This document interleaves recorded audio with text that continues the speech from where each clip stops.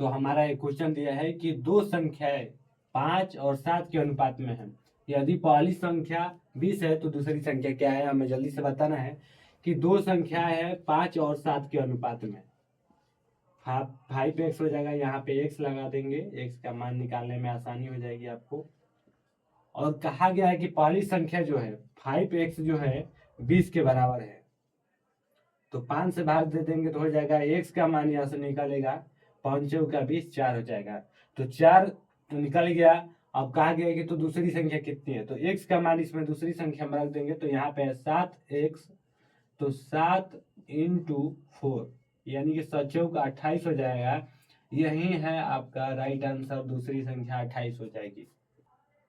तो मेरे प्यारे साथियों, एक और जबरदस्त क्वेश्चन दिया है कि एक कमरे में टेबल और कुर्सियों की अनुपात जो है 7 और 9 है। यदि कमरे में 560 टेबल और कुर्सियां हैं तो कुर्सियों की संख्या बतानी है। तो देखिए कहा गया है, सबसे पहले क्या ध्यान देंगे, एक कमरे में टेबल और कुर्सियों का जो अनुपात है 7 और 9 है।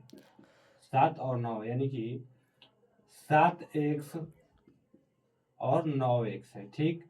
यदि कमरे में 560 टेबल और कुर्सी है, टेबल और कुर्सी यानी इन दोनों का योग जो है 560 है।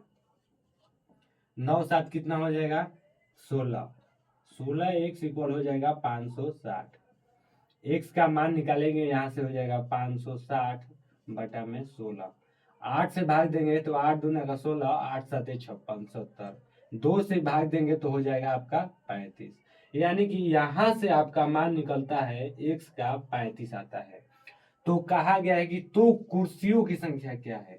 कुर्सी हम ये है 9 जो है, और यहाँ पे 9 में हम जब x का मान जो है 9x, तो 35 से गुणा करेंगे तो यहाँ पे आपका कुर्सियों का मान निकलेगा।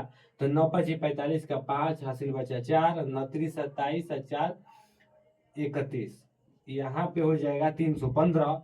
तो कहा गया है कि कुर्सियों की संख्या, तो आप कह सकते हैं कि कुर्सियों की संख्या जो है 315 है। यही आपका राइट आंसर हो जाएगा कि 315 कुर्सियों की संख्या हो जाएगी।